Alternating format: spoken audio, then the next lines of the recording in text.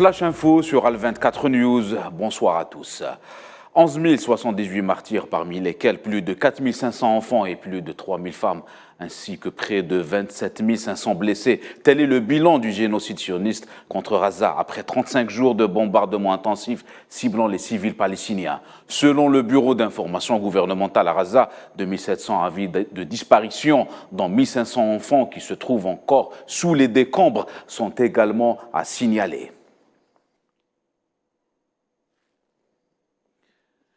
Et en ce 35e jour d'agression barbare sioniste contre Gaza, plusieurs quartiers et points sensibles ont été frappés par l'armée d'occupation, faisant des dizaines de martyrs et plusieurs dizaines de blessés, notamment à l'est de Khan Younes, dans la zone de Gaza, mais également le périmètre de Wadi Gaza. Selon un point presse animé par le directeur du bureau d'information gouvernementale à Gaza, Ashraf Al-Qudra, pas moins de 12 massacres ont été perpétrés à Gaza par l'armée d'occupation durant les dernières heures, portant le total des attaques meurtrières depuis le 7 octobre dernier à 1130. Selon le directeur de l'hôpital Al-Shifa, pas moins de 50 martyrs s'ajoutent à la liste des victimes après une frappe sur l'école Al-Buraq. Et l'armée de l'occupation a reconnu la mort d'un nouveau soldat du 102e régiment de la brigade parachutiste suite à ses blessures subies cette semaine lors des combats à Gaza, portant le bilan à 38 morts. Dans le même registre, les médias de l'occupation ont rapporté que 2 blessés ont été déplorés suite à la dernière attaque de missiles tirés depuis Gaza. La même source a affirmé l'élimination d'un sergent lors des combats dans le nord de la bande de Gaza la nuit dernière. En Cisjordanie, et coïncidant avec la tenue des prières du vendredi à la mosquée Al-Aqsa, les forces d'occupation ont pris des mesures restrictives sur l'accès des fidèles à la mosquée.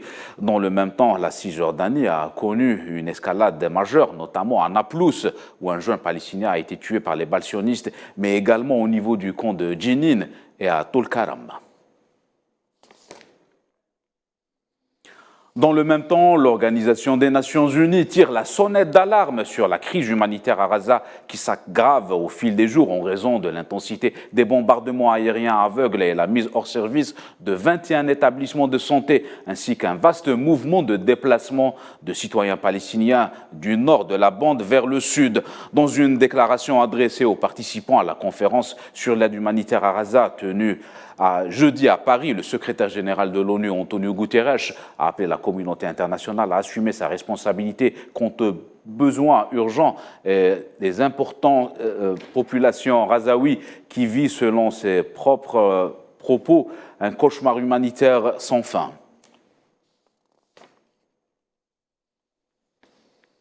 Sur le plan pénal, une requête pour génocide a été déposée aujourd'hui à La Haye, aux Pays-Bas, devant la Cour pénale internationale par l'avocat pénaliste Maître Gilles Devers. Accompagné par 3 autres avocats, la plainte a été signée par quelques 280 avocats et une centaine d'ONG.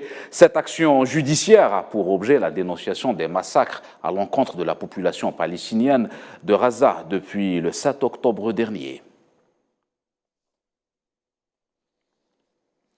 Le président colombien Gustavo Petro a indiqué jeudi que Bogota soutiendrait la plainte que l'Algérie a déposée devant la Cour internationale pénale contre le Premier ministre du gouvernement sioniste Benyamin Netanyahou pour crimes de guerre commis contre le peuple palestinien.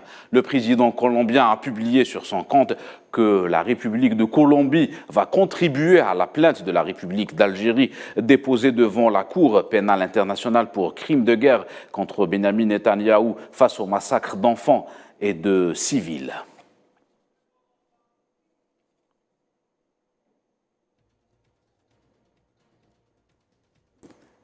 C'est la fin de ce Flash Info. Excellente suite de programme.